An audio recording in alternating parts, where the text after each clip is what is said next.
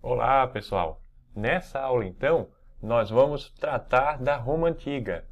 Então, dando aquele panorama geral, né, da localização geográfica, dos períodos que comporam a história da Roma Antiga, né, e vamos dar uma passagem sobre cada período até a queda do Império Romano, ok?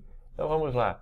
Localização geográfica da Roma Antiga, então, ela se localizou, né, teve seu ponto de partida na Península Itálica, né, depois ela vai se espalhar Oriente Médio, Norte da África, né, restante da Europa, mas ela nasce nesse espaço aqui, que é a Península Itálica, né? Então vamos em frente, né? Os períodos da história da Roma Antiga, então, né, nós temos, primeiramente, a monarquia, né, que nasce com a fundação da cidade de Roma, né, com a lenda de fundação de Roma com os irmãos Rômulo e Remo, isso em 753 a.C., né, que é a história dos dois irmãos que seriam herdeiros do comando da região ali, né, e foram abandonados, né, por um tio, né, e foram criados por uma loba, e depois eles retornam e, né, reconquistam o seu lugar de direito, e nesse interim, né, no desenrolar dos acontecimentos, né, Rômulo mata Remo, e aí ele se sentindo, né, remorso dessa situação, ele funda a cidade de Roma, colocando esse nome em homenagem ao irmão Remo, não é? Então, Rômulo se tornou o primeiro monarca do período da monarquia romana, né? Sendo o último monarca Tarquínio o Soberbo, né? Então, com a derrubada de Tarquínio o Soberbo, que o nome já fala muito, né? A Roma começa um novo período, né, que vai ser a República. No entanto, para fechar esse momento aqui, nós temos o surgimento de duas classes sociais que são os patrícios e os plebeus, né?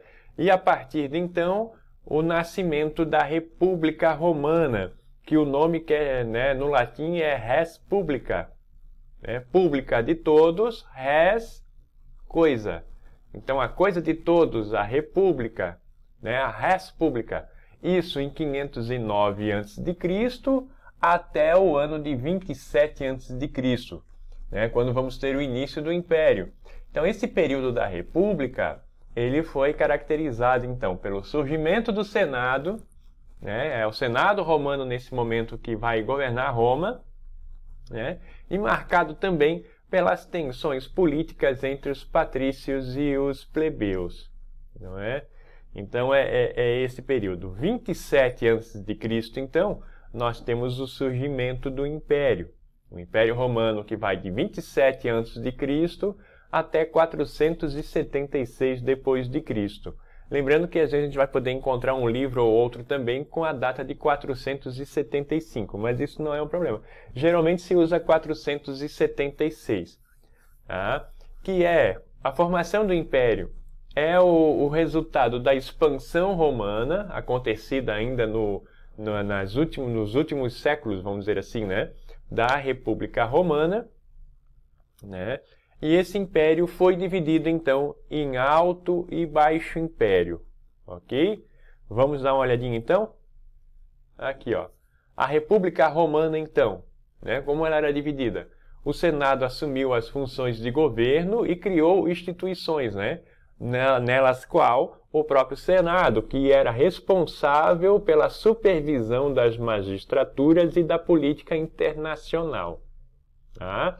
Então, o Senado cuidava dessa condição.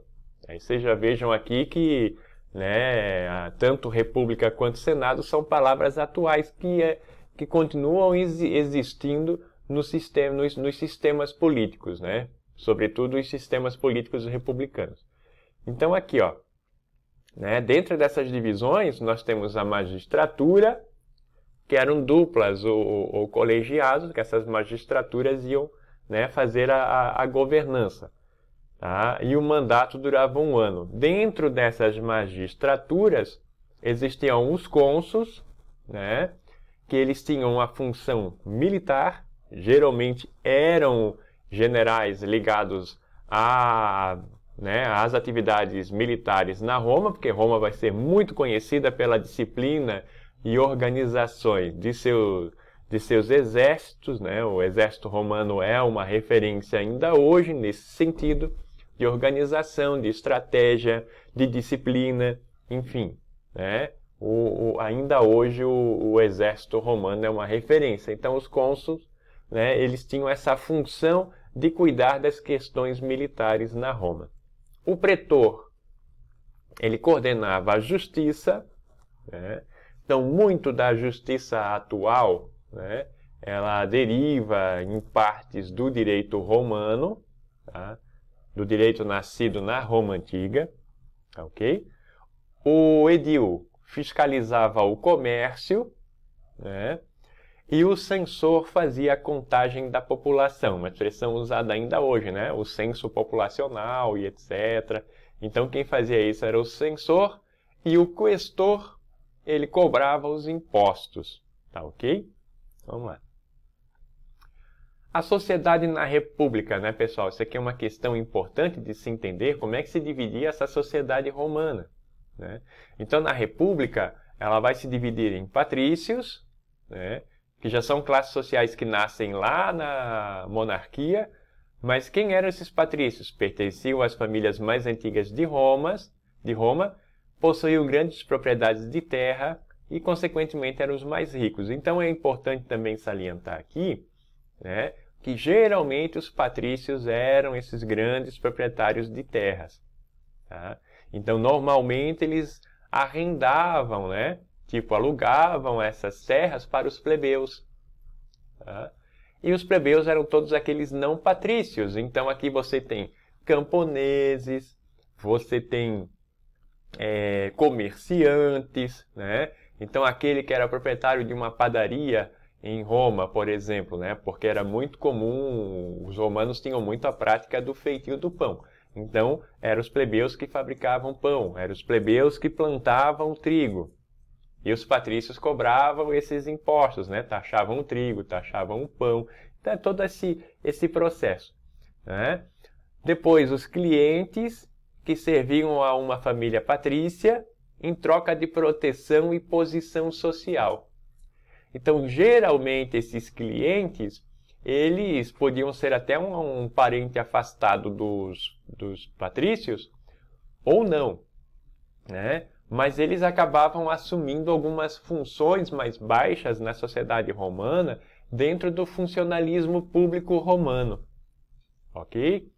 Depois, os escravos que eram obtidos a partir das guerras, né? E que a partir de algumas reformas feitas na República, foi proibido em Roma a escravidão por dívidas, que também era uma prática.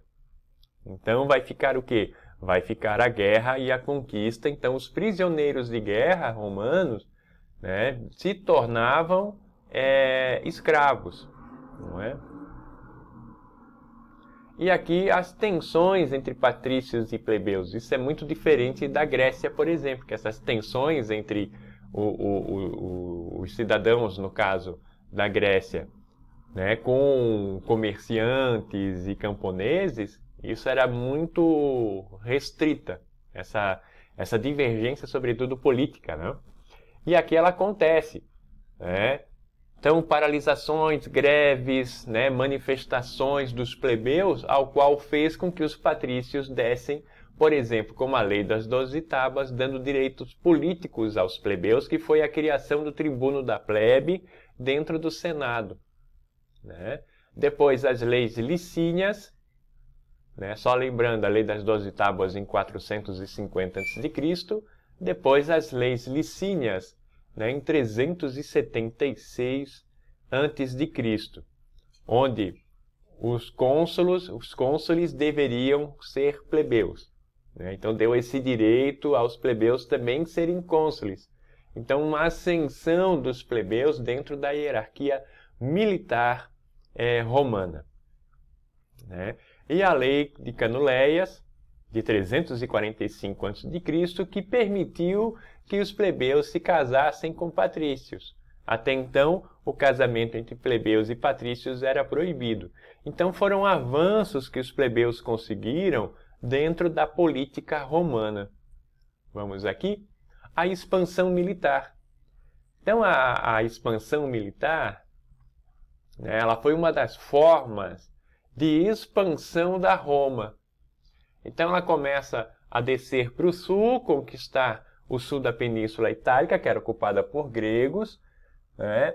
Depois, eles invadiram a Grécia e de lá eles trazem, né, tanto os deuses como a filosofia grega para a Roma.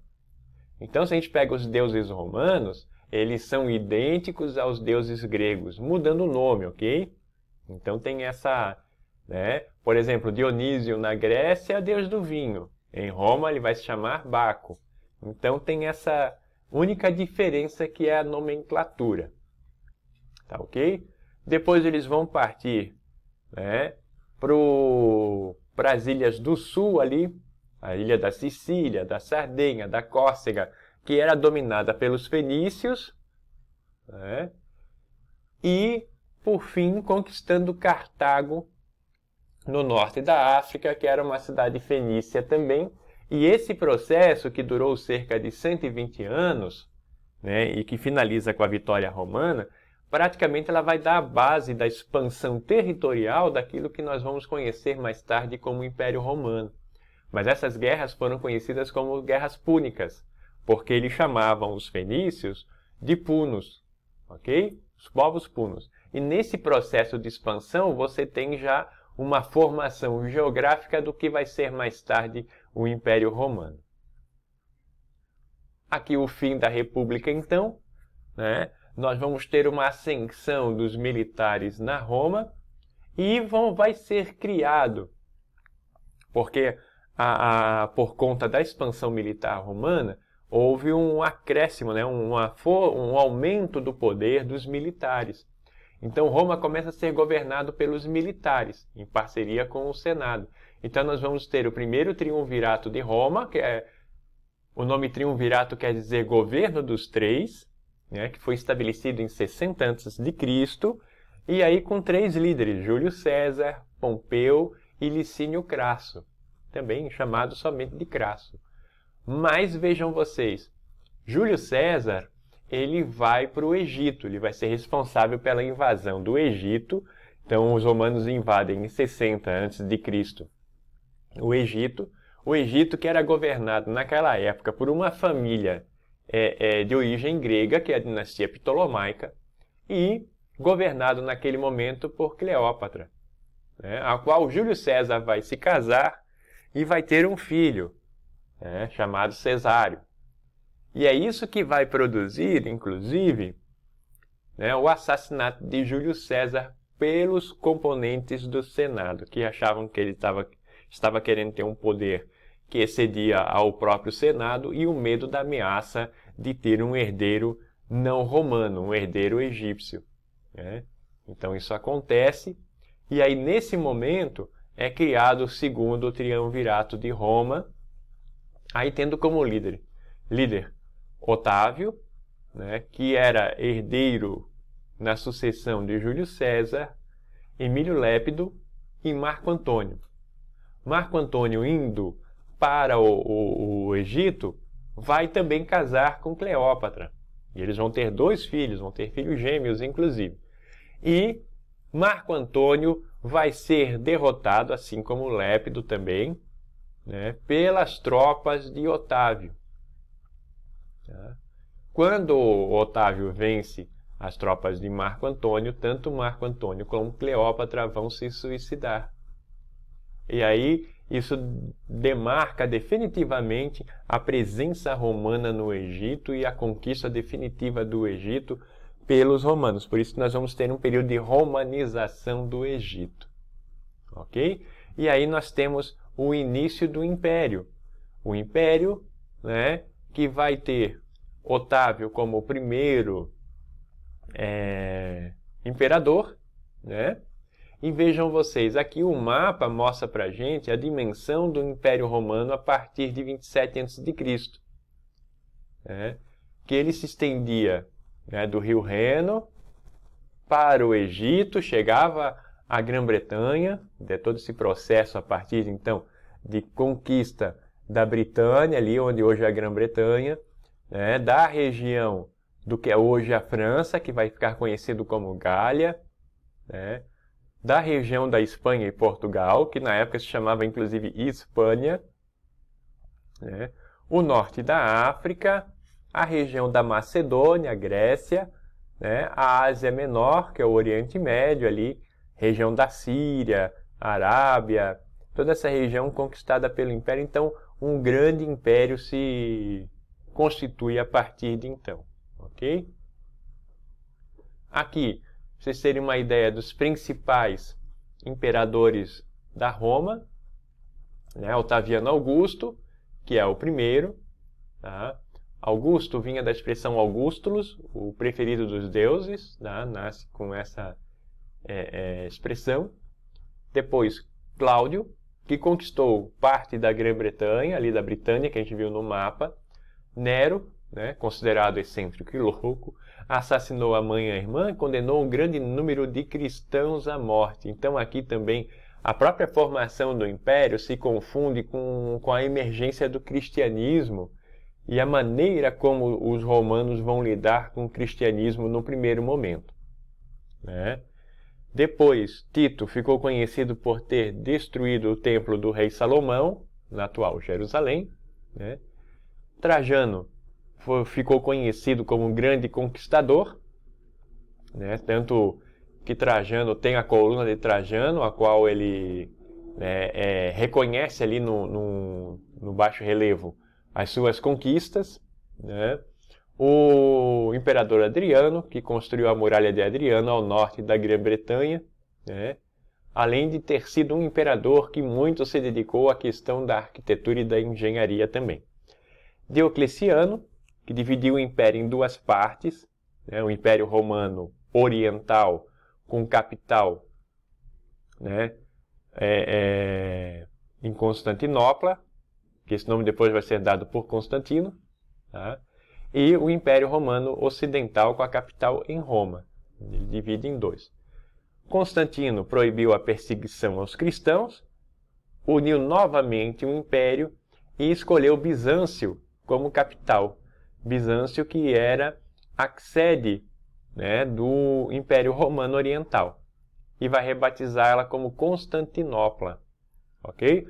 Hoje, como curiosidade, ela se chama Istambul, né, na atual Turquia. E Rômulo Augusto, né, foi o último imperador da Roma Ocidental, né, a Roma Ocidental que cai devido às invasões chamadas de invasões bárbaras em 476 d.C. Vamos lá então. Esse império ele se dividiu em Alto e Baixo Império. Então agora vamos ver aqui algumas questões do Alto Império, né, que perdurou de 27 a.C. até aproximadamente 305 d.C. Então entre os séculos 1 ao 3 foi o período de expansão do Império, marcado principalmente pela perseguição aos cristãos, né? Entre os séculos 3 e 4, o Império se ocupa em defender suas fronteiras, porque já estava sofrendo pressão e ameaças, né, dos povos que ou foram subjugados a Roma ou estavam vindo externamente, como é o caso dos povos das estepes da região da Mongólia, os hunos, né, liderados por Átila, o conquistador, que vão adentrar o Império. Aqui o Baixo Império, que é o momento de decadência, né, de queda da Roma Ocidental. Então, nessa etapa acontece a mudança, né, a mudança da capital do Império, já nesse período, com Constantino, rebatizando Bizâncio como Constantinopla. Né, em 312, Constantino, então, instituiu o cristianismo como religião oficial do Império, e 395, né, Teodósio vai dividir então o Império, tá? E não só o Império, como também a Igreja Romana. Tá? O Império Romano do Ocidente volta a ser dividido, né? Porque antes o Constantino tinha unificado novamente e colocado a capital em Constantinopla. Então Teodósio ele divide novamente o Império Romano do Ocidente e também divide as igrejas. Igreja Católica Apostólica Romana, né, com sede em Roma, e Igreja Ortodoxa, né, com capital, né, com a sua sede em Constantinopla, no Império Romano Oriental. E aí, 476, né, os visigodos, sob a liderança de Alarico I, vão conquistar a Roma Ocidental. Então é a queda de Roma e a queda da Roma Ocidental, do Império Romano do Ocidente, ok? O Império Romano do Oriente, ele vai sobreviver, conhecido como Império Bizantino, até 1453. Essa queda, né, quando os turcos otomanos conquistam a capital Constantinopla, em 1453, marca na história, né, o processo de fim do período medieval, que também será o nosso próximo tema das nossas aulas, ok? E o legado romano, pessoal, para a gente finalizar essa aula, né, o direito no mundo ocidental, ou praticamente no mundo inteiro, foi influenciado pelo direito romano, tanto da Roma Ocidental quanto da Roma Oriental. O direito bizantino também, né, tem forte influência no direito atual.